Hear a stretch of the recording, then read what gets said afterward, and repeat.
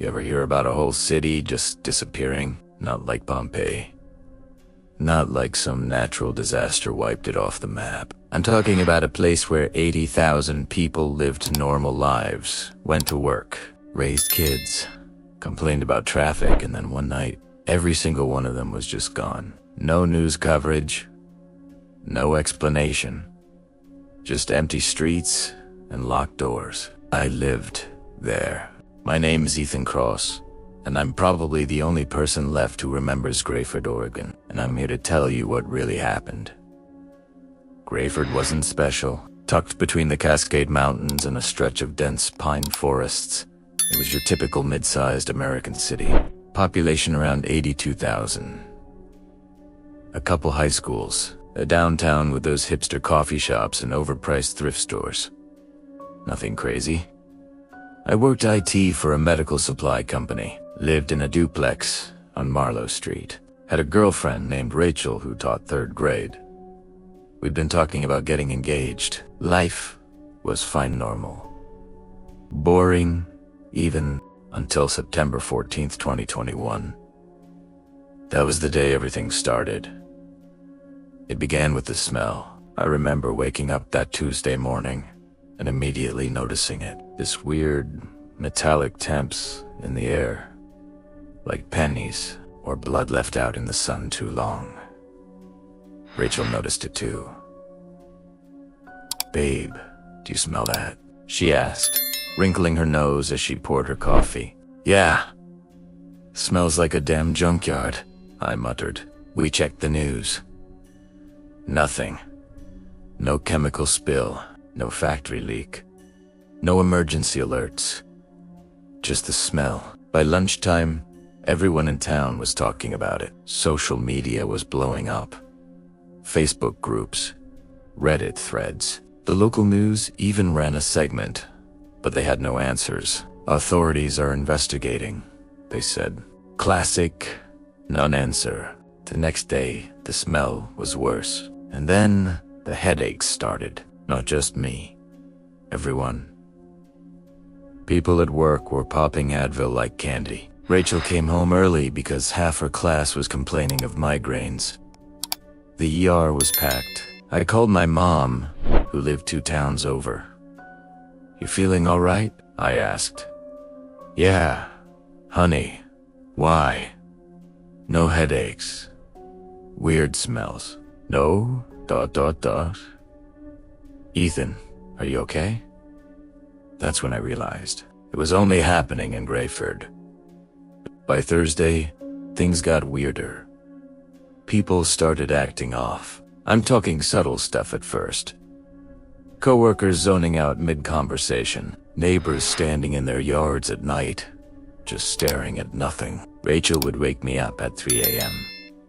because she heard someone walk in circles around our building. But when I'd look outside, nobody did it. Friday night, I went to grab groceries at the Safeway on 5th. Place was damn near empty. Shelves fully stocked, fluorescent lights buzzing overhead, but only like 4 people in the whole store. I grabbed a cart and started down the cereal aisle. That's when I saw him. This older guy, maybe 60, gray hair, wearing a Carhartt jacket, standing completely still in front of the Cheerio, just staring.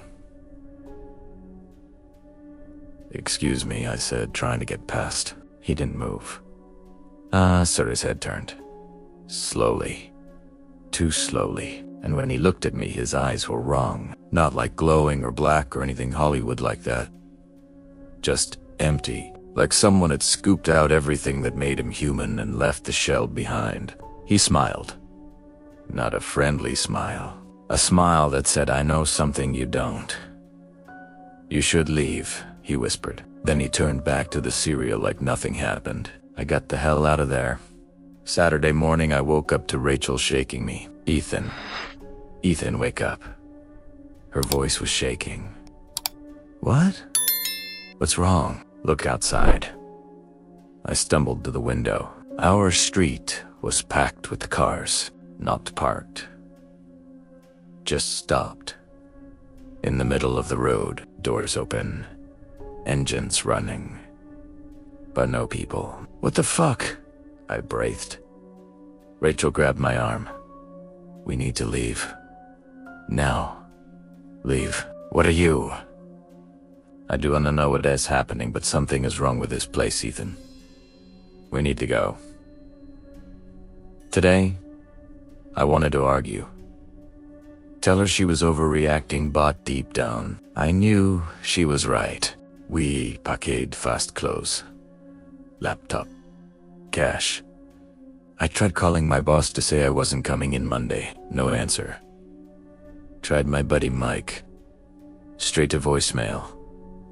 I checked my phone. Full bars, but nobody was picking up.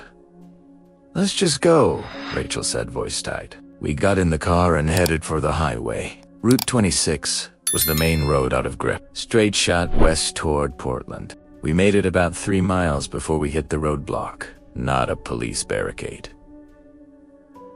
Not construction. Just a wall of cars. Dozens of them. Parked bumper to bumper across both lanes. Are you kidding me, Rach? She whispered. I got out. The cars were empty. Keys still in the ignitions. Some still running.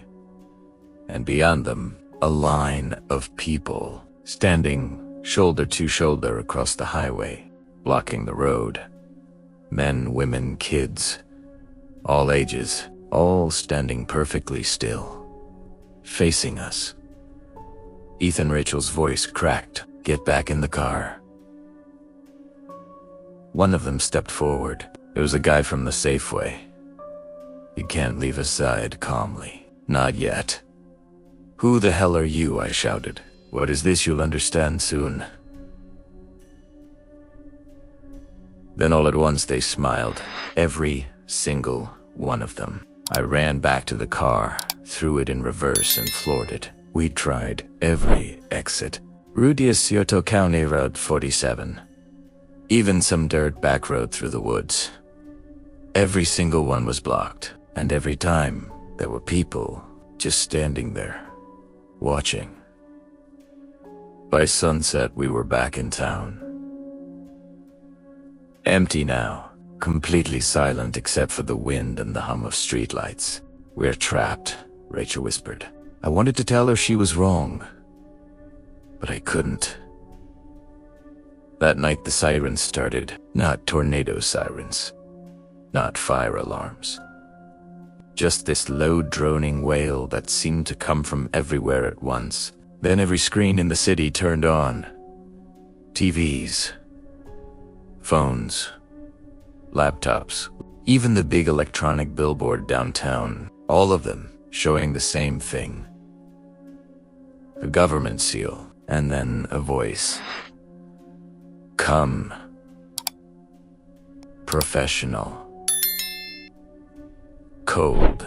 Attention residents of Grayford, Oregon. By executive order, a mandatory evacuation is now in effect. You have 12 hours to exit city limits. This is not a drill. Compliance is mandatory. Further information will not be provided. Then the screens went black. Rachel grabbed my hand. Ethan, what the hell is happening? I didn't know. But I knew one thing. We were running out of time. People poured into the streets. Families. Seniors. College kids. Everyone packing cars, crying, shouting, trying to figure out what the hell was going on. Nobody knew. Some tried calling relatives outside the city. Calls wouldn't go through. Internet was down.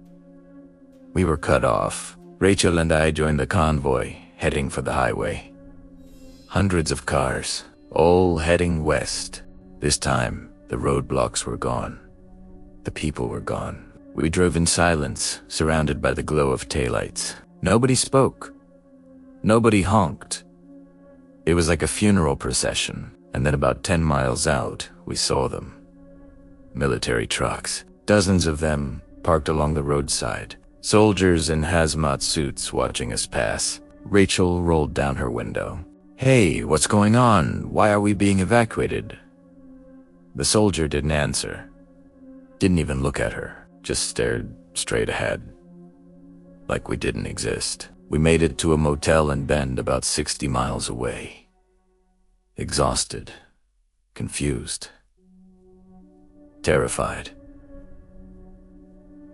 I turned on the TV expecting, I don't know. News, Gobetta, emergency broadcasts. Something. But there was nothing. No mention of no evacuation reports. Not even a weather warning. I pulled up Google, searched Grayford, Oregon evacuation, 0 results. Grayford, Oregon news, nothing. Like the city didn't exist. 2 weeks later, I went back. Rachel begged me not to, but I had to know. I drove through the night and reached the city limits just before dawn, and what I saw, the city was gone.